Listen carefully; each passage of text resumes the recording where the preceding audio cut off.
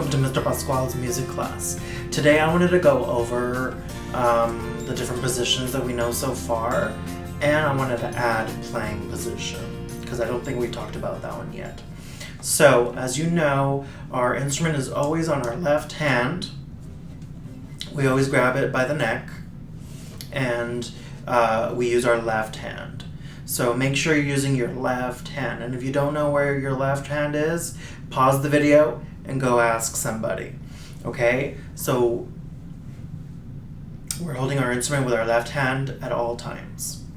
Okay, we're in rest position or knee position. Some teachers call it knee position. And we know guitar position also. So lift your right arm, and instrument goes right underneath your arm, and you kind of hug it. And we're in guitar position. And when we're in guitar position, we pluck our strings with our thumb. So let's just practice a few notes. Let's pluck 4 Ds. Me first, then you. 1, 2, here I go. D, D, D, D. A, A, A, A. D, D, A, A. A, A, D, D. Okay, very good. So we've been plucking in guitar position so far. Everybody go back to rest position. Okay, so now I want to talk about playing position, because string players that play violin and viola, we don't usually play in guitar position. Guitar position is just a beginning position that I like to use for beginners like you. But now we're going to start going into playing position, which is the real position that we need to be in.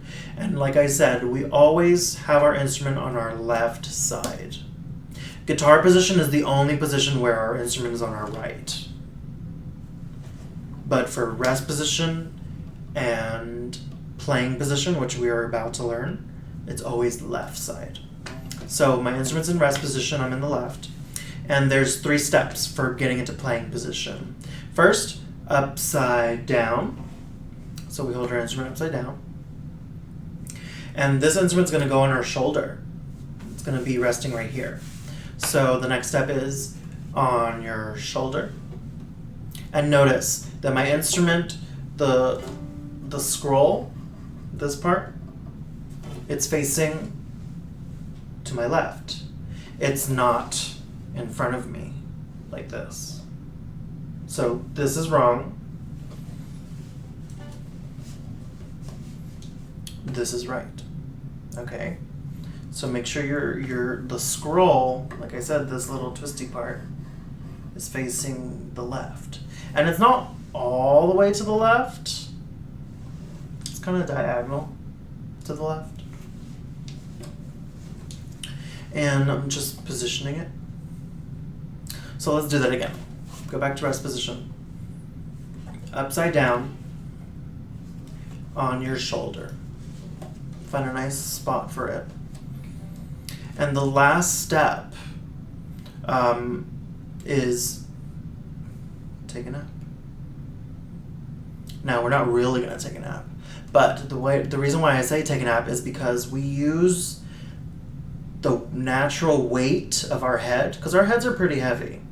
The natural weight of our head holds the instrument in place, not this arm. This arm should not be holding it up. What should be holding our instrument is our head. And I'm not squeezing with my head. I'm not squeezing super hard. It's just setting it and making sure that my instrument is secure. And the reason why we can't be holding our instrument with this hand is because we're going to be using our fingers for different things. And if we're holding our instrument, it's kind of hard to use my fingers. So I need my head to hold my instrument. So my head's holding my instrument, and my hand is free. And this takes practice. You might not get it on the first try. This kind of hurts too. If you're a beginner, it is going to kind of hurt right here or right here. So make sure you're using your shoulder rest give it kind of a padding for you. And just find that angle that works best for you. Except this one. No, don't use that one.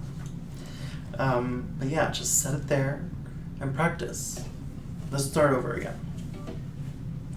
Upside down, on your shoulder, take a nap. And eventually what you want to be able to do is to let go with both arms, spread them out. You want to be super relaxed, but your instrument's secure with the weight of your head. And you want to be able to make circles with your arms. That's how you know you're really good at holding your instrument, because it's not going to fall down. And your arms are free to do what they need to do.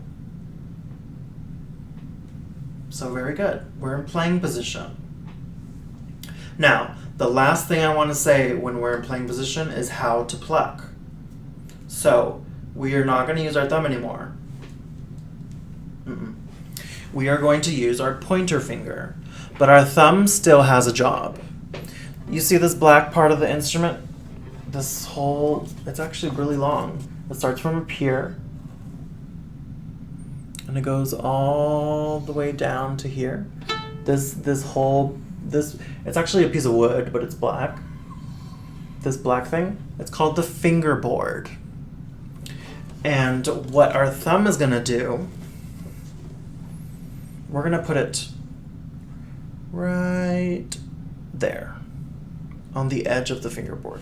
I don't know if you could see that very well. Right there. See, it's gonna be right there. Right there. I'm gonna leave my thumb right there, and I'm gonna wiggle my pointer finger. Now, everybody find your D string.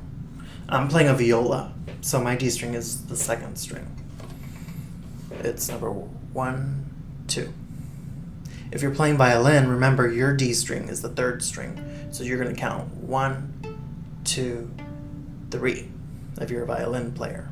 But viola players, 1, 2. D string is the second string.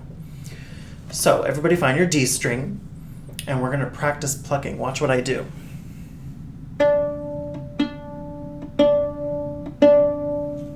You see how I'm just pulling to the side? That's how you pluck in playing position. So repeat after me. D, D, D, D. Good job. Now let's practice the A string, me first. Or listen to my voice first. A, A, A, A. Good, I'm gonna do different combinations now, so be ready. D, D, A, A. Very good. A, D, D. D, D, D, A. A, D, A, D. A, D.